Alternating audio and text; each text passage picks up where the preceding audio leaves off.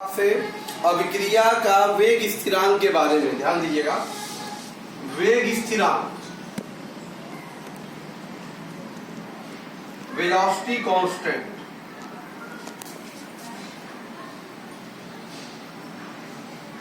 देखो बेटा ध्यान दो, किसी भी, हम जानते हैं किसी भी रासायनिक अभिक्रिया में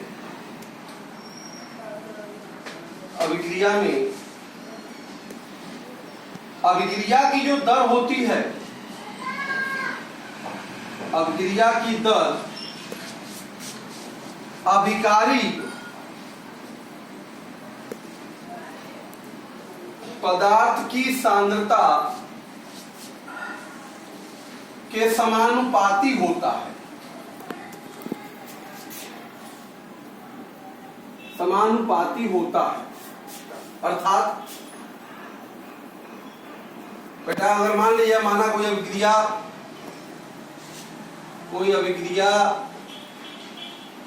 अगर आपके सामने ए चेंज टू प्रोडक्ट है, उत्पाद में बदल रहा है, तो अभिक्रिया की जो दर होगी, अभिक्रिया की दर प्रोपोर्शनल टू अभिकारी पदार्थ की सांद्रता के समानुपाती। ठीक है, तो यहां से मान लीजिए अगर मान लीजिए कुछ भी हो जाए कोई दिक्कत नहीं है, तो यहाँ पे अभिक्रिया की जो दर होगी रेट इक्वल टू के, अब सर आप सिंपली आप पूरी कर सकते हैं ए समीकरण नंबर 1। ठीक है, इस तरह से बात कर रहे, जहां के क्या है बेटा, समानुपाती स्थिरांक है जिसे अभिक्रिया का वेग स्थिरांक कहते हैं। अभिक्रिया क्या कहते हैं बेटा, वेग स्थिरांक कहते हैं। देखो बेटा किसी अभिक्रिया के लिए स्थिर ताप पर अभिक्रिया का जो वेग स्थिरांक होता है स्थिर व निश्चित होता है, या स्थिर व निश्चित होता है। ठीक है, और ताप बदलने पे वेग स्थिरांक बदलता है, साहब ने आपको बता भी चुका है पहले भी। तो यहां से अगर हम बात करें बेटा ध्यान दें, यदि बात करें यदि अभिकारक की सांद्रता 1 हो, तो जो अभिक्रिया की जो दर है बेटा वो क्या होगी, के हो। इसका मतलब यह हुआ इकाई सांद्रता के अभिकारक, यदि बेटा ऐसे कहते, यदि अभिकारक के सांद्रता में इकाई परिवर्तन हो तो बेटा अभिक्रिया की जो दर होगी, अभिक्रिया की जो दर है आप देख रहे हैं, अभिक्रिया के वेग स्थिरांक के, अभिक्रिया के वेग स्थिरांक के बराबर है। ठीक है, इसलिए अभिक्रिया के वेग स्थिरांक को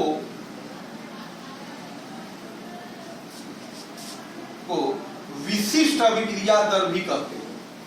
ध्यान दीजिएगा, क्या कहते हैं, विशिष्ट अभिक्रिया दर भी कहते हैं।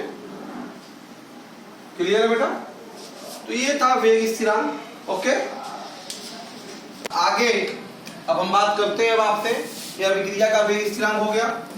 इसके बाद आता है अब आपका, ध्यान दीजिए, अभिक्रिया का वेग नियम। अभिक्रिया का वेग नियम या वेग समीकरण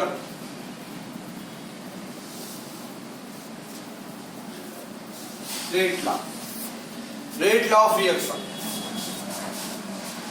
रेट लॉ ऑफ रिएक्शन। ठीक है बेटा, ध्यान दो। सिंपली हम कहते हैं बेटा वह समीकरण जो अभिक्रिया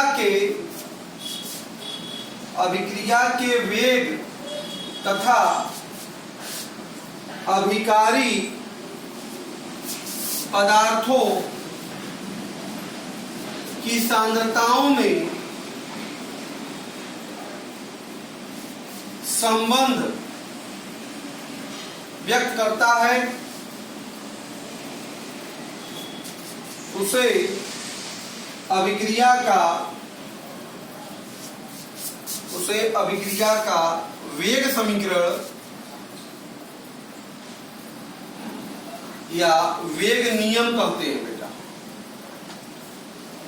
वेग नियम कहते हैं। ठीक है, जैसे माना कोई अगर अभिक्रिया आपके सामने है बेटा, A चेंज टू उत्पाद, तो इसके लिए अगर वेग नियम लिखा जाए, वेग नियम इस प्रकार से लिख सकते हैं कि रेट बराबर K कंसंट्रेशन ऑफ A के पावर n। ये जो समीकरण है बेटा, इसी को वेग नियम कहते हैं। भाई अभिक्रिया के दर और अभिकारक की सांद्रता में संबंध बताए, जहां n जो होगा बेटा, ये अभिक्रिया की कोटि होती है। क्या होती है? अभिक्रिया की कोटि कहलाती है। तो अब हम जानने की कोशिश करते हैं बेटा कि अभिक्रिया की कोटि एक्चुअल में है क्या। ओके, अब हम बात करते हैं बेटा अभिक्रिया की कोटि के बारे में।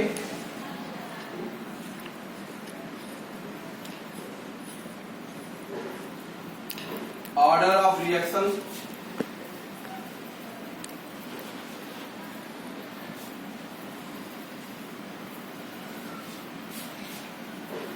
देखो बेटा किसी रासायनिक अभिक्रिया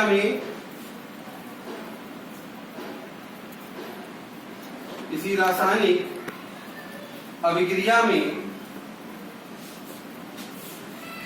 उपस्थित अभिकारी अणुओं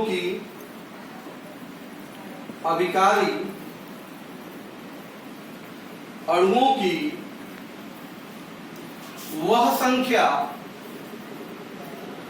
जो, ठीक है बेटा, किसी रासायनिक अभिक्रिया में अभिकारी अणुओं की वह संख्या जो अभिक्रिया के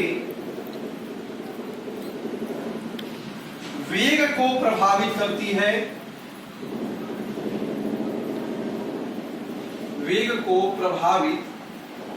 करती है, अभिक्रिया की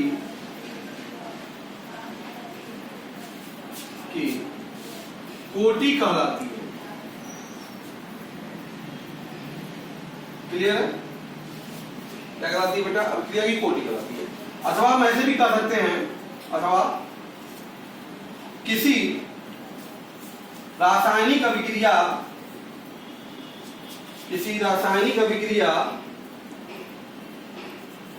के वेग नियम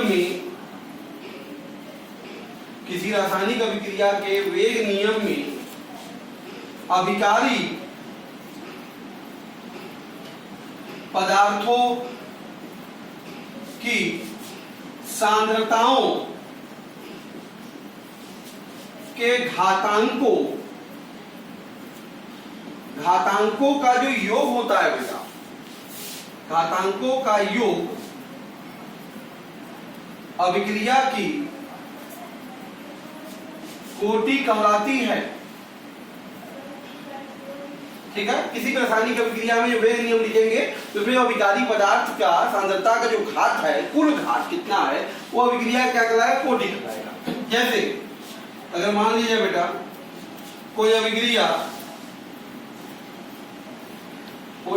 आपके सामने है, A प्लस बी उत्पाद में जा रहा है, जिसके लिए वेग नियम, अगर वेग नियम लिख दिया जाए, रेट बराबर के कंसंट्रेशन ऑफ ए के power alpha concentration of B के पावर बीटा, ऐसा लिखा हुआ है। तो यहां पे अगर हम देखें बेटा तो ए के संदर्भ में जो अभिक्रिया की कोटि है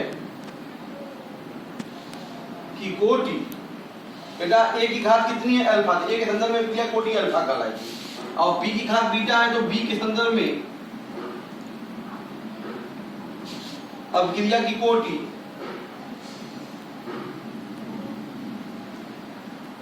बेटा क्या कहलाएगी बीटा।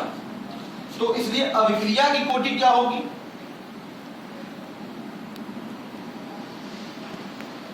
अभिक्रिया की कोटि क्या होगी अल्फा प्लस बीटा। तो ये जो घातांकों का योग होगा वो कहलाता है बेटा अभिक्रिया की कोटि। क्लियर है बेटा? अभिक्रिया के कोटि के आधार पर विभिन्न प्रकार की अभिक्रियाएं हैं।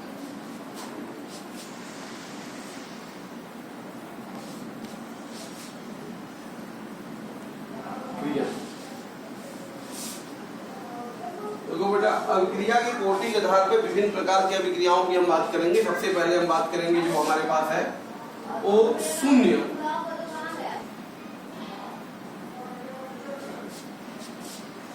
Zero order reaction.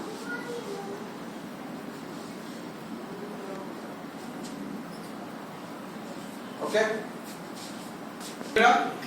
वह अभिक्रिया जिसमें अभिक्रिया की कोटि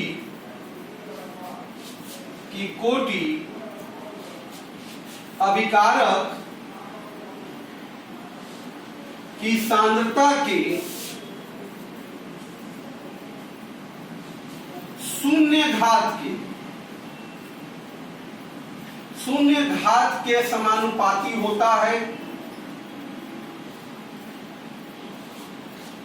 वह विशेष में क्रिया कोटि क्या होगा, अभिकारक की घनत्व के शून्य घात के समानुपाती होता है। अर्थात वह अभिक्रिया जिसमें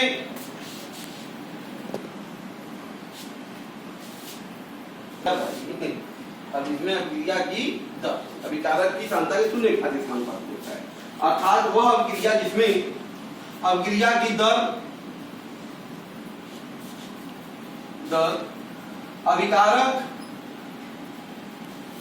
के सांद्रता से मुक्त होती है। ठीक है भाई, शून्य घात मतलब क्या, मुक्त होना, मुक्त होती है शून्य कोटि की अभिक्रिया कहलाती है। क्लियर? तो भाई सीधी बात, वह अभिक्रिया की जो दर है जिसमें अभिक्रिया की दर अभिकारक की सांद्रता के शून्य घात के समानुपाती। ठीक है, अर्थात जैसे मान लीजिए कोई अभिक्रिया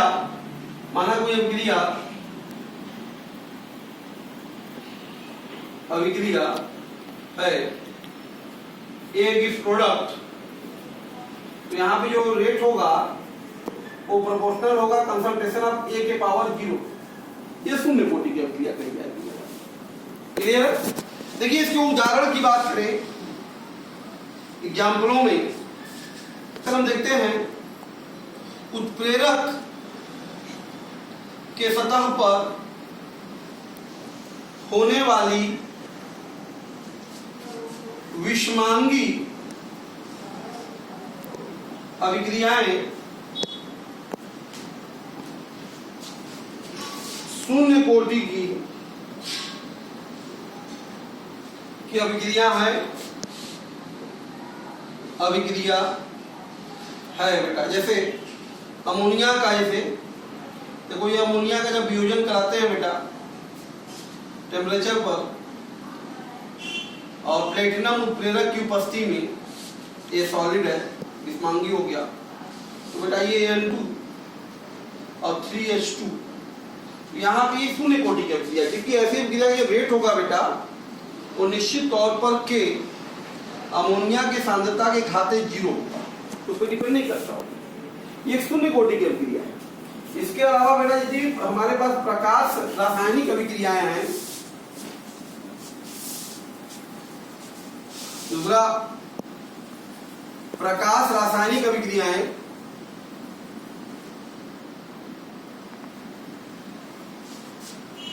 फोटोकेमिकल रिएक्शन कहते हैं उसको बेटा।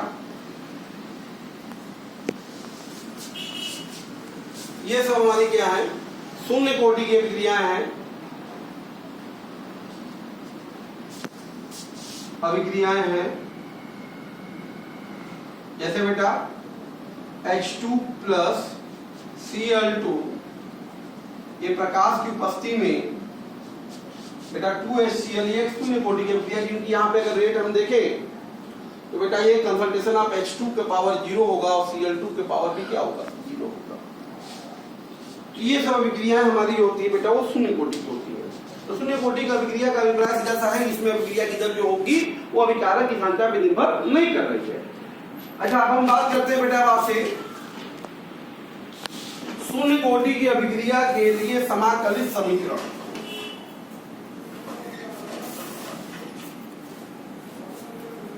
शून्य कोटि के अभिक्रिया के लिए समाकलित समीकरण, शून्य कोटि की अभिक्रिया के लिए समाकलित समीकरण ध्यान दीजिए बेटा। अगर मान लीजिए माना कोई अभिक्रिया आपके पास है, ए इस उत्पाद में बदल रहा है, प्रारंभ में ए की सांद्रता ए रही होगी, ये 0 रहा होगा, टी समय पश्चात बेटा अगर ये x हो रहा है तो ये a माइनस x अगर हो रहा है, अगर मान लिया जाए बेटा यदि dt समय अंतराल में अभिकारक की सांद्रता में परिवर्तन बेटा dx हो तो अभिक्रिया की जो दर होगी वो dx अपॉन dt होगी। ठीक है, तो बेटा शून्य कोटि की अभिक्रिया की परिभाषा से बात करें, शून्य कोटि की अभिक्रिया की परिभाषा से बेटा तो अगर हम देखें तो क्या होगा, अभिक्रिया की जो दर होगी, अभिक्रिया की दर is proportional to concentration of A के पावर क्या होगा, 0। यहाँ से dx अपॉन dt जो होगा बेटा is proportional to concentration of A के पावर 0, या dx अपॉन dt बराबर, ये हटाएंगे कांस्टेंट आ जाएगा k 0 अगर कर देते हैं इसको, इसकी वैल्यू 1 होगी। समीकरण नंबर 1 बेटा, यहाँ में समीकरण 1 है, ये समीकरण 1 शून्य कोटि के अभिक्रिया का अवकलनीय समीकरण है बेटा। क्या है ये, अवकलनीय समीकरण है तथा बेटा के नॉट जो है समानुपाती स्थिरांक है, जिसे शून्य कोटि के अभिक्रिया का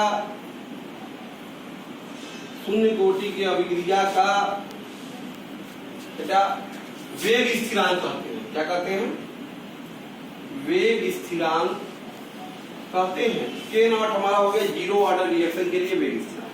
तो समीकरण 1 से अगर हम बात करें,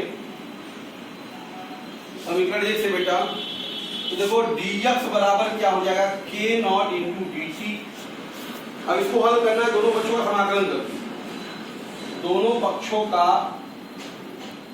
समाकलन करने पर,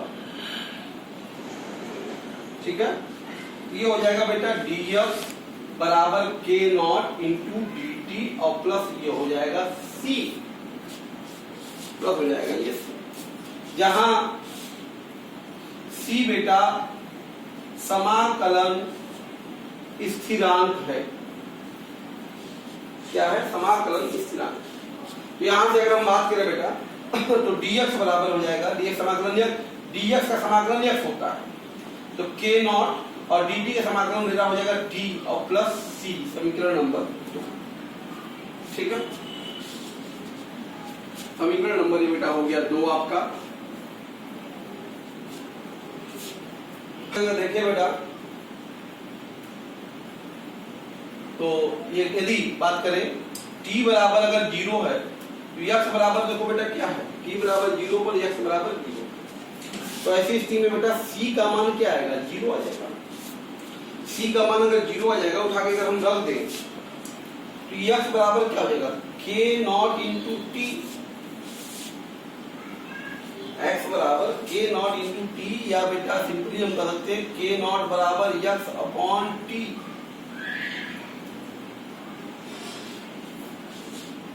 समीकरण नंबर 3 आप देख रहे हैं बेटा,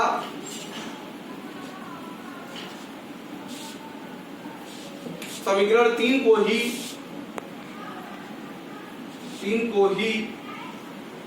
शून्य कोटि के अभिक्रिया का समाकलित समीकरण, या सिंपली कह सकते हैं शून्य कोटि के अभिक्रिया का समीकरण, शून्य कोटि के अभिक्रिया का समीकरण कहते हैं। ठीक है बेटा, अगर यहां से अगर हम बात करें x व t में ग्राफ खींचने पर एक सरल रेखा बेटा, एक सरल रेखा प्राप्त होगी जिसकी ढाल क्या होगी बेटा? हमेशा k नॉट होगी। क्या होगी? k नॉट, जिसकी ढाल आपको क्या मिलने वाली है बेटा? अगर यहाँ पे x ले लें, यहाँ पे t ले लें, ये यहाँ पे ग्राफ मिलेगा, इसकी ढाल जो होगी स्लोप वो k नॉट। क्लियर है बेटा? तो बेटा आप बात करते हैं शून्य कोटि के अभिक्रिया का अर्धायु। देखो बेटा, अर्धायु होता क्या है? किसी भी अभिक्रिया का अर्धायु बेटा वह समय है जिसमें अभिकारक अपनी प्रारंभिक मात्रा का आधा भाग विघटित हो जाता है,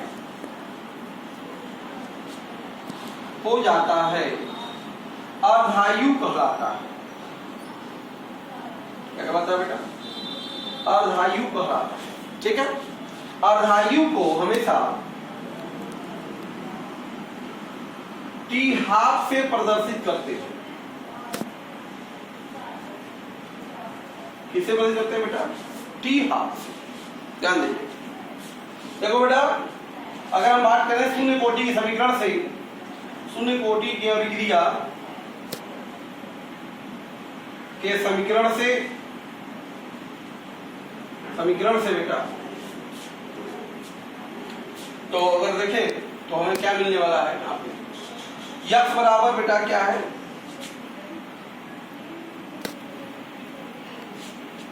kt, या बेटा यहां से हम देखें k नॉट बराबर हो जाएगा x अपॉन टी। ध्यान दो, जब t बराबर t हाफ, x बराबर क्या होगा? a/2 होगा, प्रारंभिक मात्रा का आधा भाग। यहां से देखो तो टी हाफ बराबर क्या हो जाएगा, यहाँ पे A by two A by two K, sorry A by two K nought. तो शून्य कोटि की अभिक्रिया का अर्धायु A by two K nought है। इसका मतलब यह हुआ कि शून्य कोटि के अभिक्रिया का अर्धायु बेटा जो है वो अभिकारक के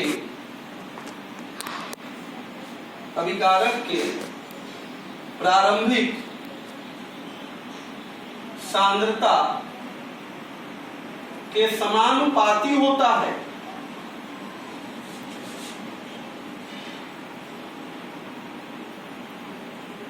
ठीक है, तो शून्य कोटि की अभिक्रिया का जो अर्धायु है बेटा अभिकारक के प्रारंभिक सांद्रता के समानुपाती होता है, अर्थात टी हाफ प्रोपोर्शनल टू ए।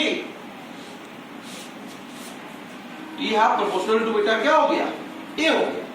अगर हम बात करें यहां पर, अगर शून्य कोटि की अभिक्रिया के लिए बेटा शून्य कोटि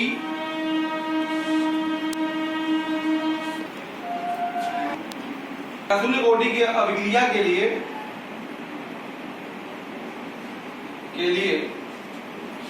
बेटा ए व टी हाफ में ग्राफ खींचें तो एक सरल रेखा प्राप्त होगी। यहां पर क्या प्राप्त होगी, एक सरल रेखा प्राप्त होगी। बेटा ध्यान दीजिए, अगर यहाँ पे टी हाफ ले लेते हैं, यहाँ पे ए ले लेते हैं प्रारंभिक सांद्रता, बेटा यहाँ पे क्या मिलेगा, ये सरल रेखा मिलेगी। इसको y, इसको x, इसका स्लोप जो होगा बेटा वो 2k नॉट होगा, 2k होगा। तो ये शून्य कोटि की अभिक्रिया थी। बात समझ में आया बेटा। अब बात करते हैं शून्य कोटि की अभिक्रिया के लक्षण के बारे में, थोड़ा बात कर लेते हैं। ओके, आइए देखते हैं।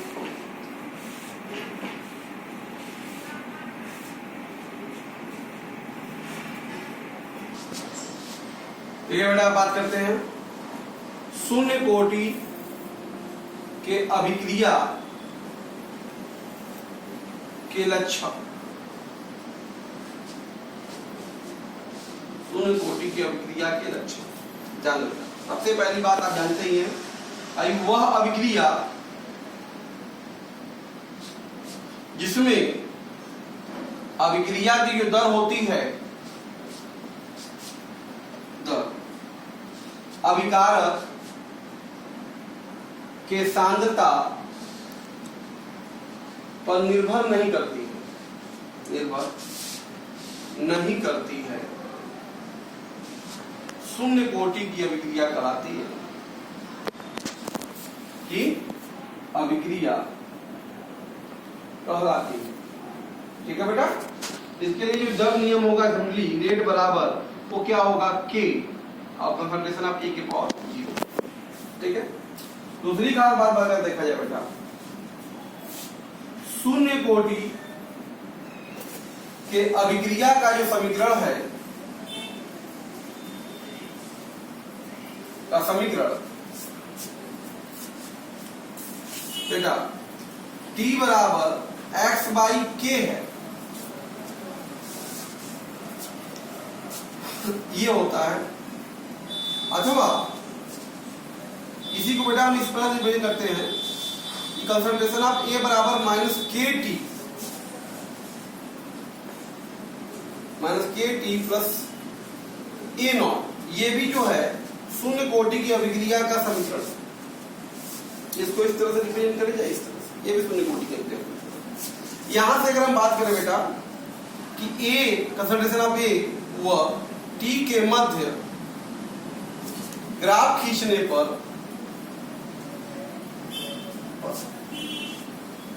हमें एक सीधी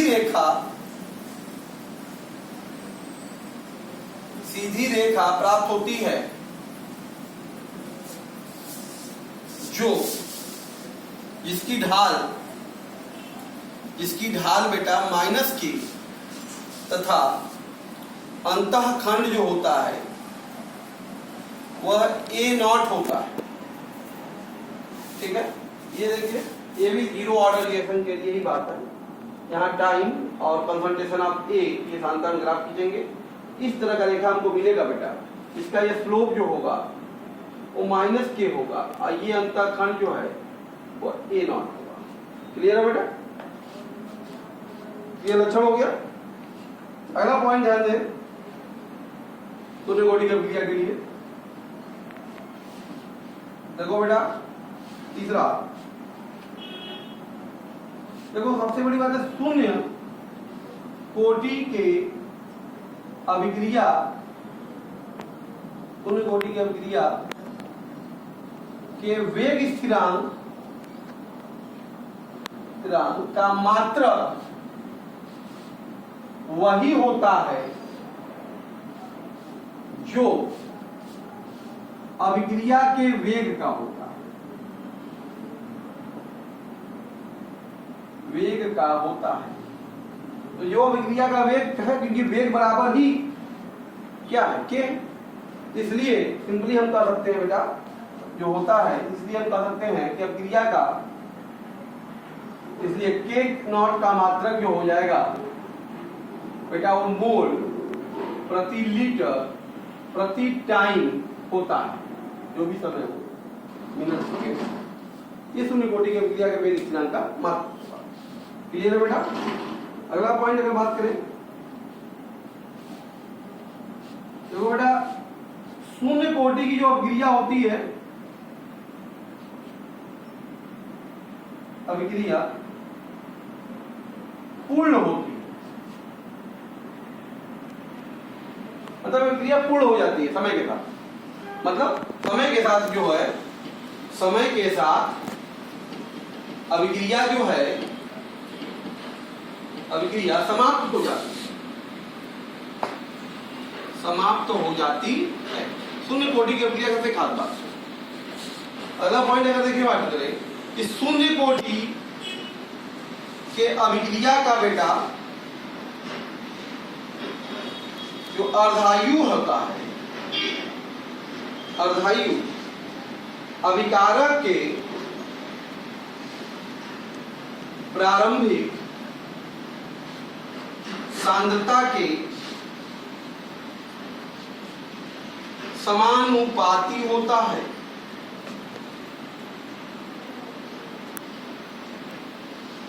ठीक है बेटा, अर्थात टी हाफ प्रोपोर्शनल टू ए। तो शून्य कोटि की अभिक्रिया में जो अर्धायु होता है बेटा वो अभिकारक की प्रारंभिक सांद्रता के समानुपाती होता है। इस तरह से हम आज आपसे बेटा बात कर रहे थे शून्य कोटि की अभिक्रिया के बारे में और उनके लक्षण के बारे में बेटा।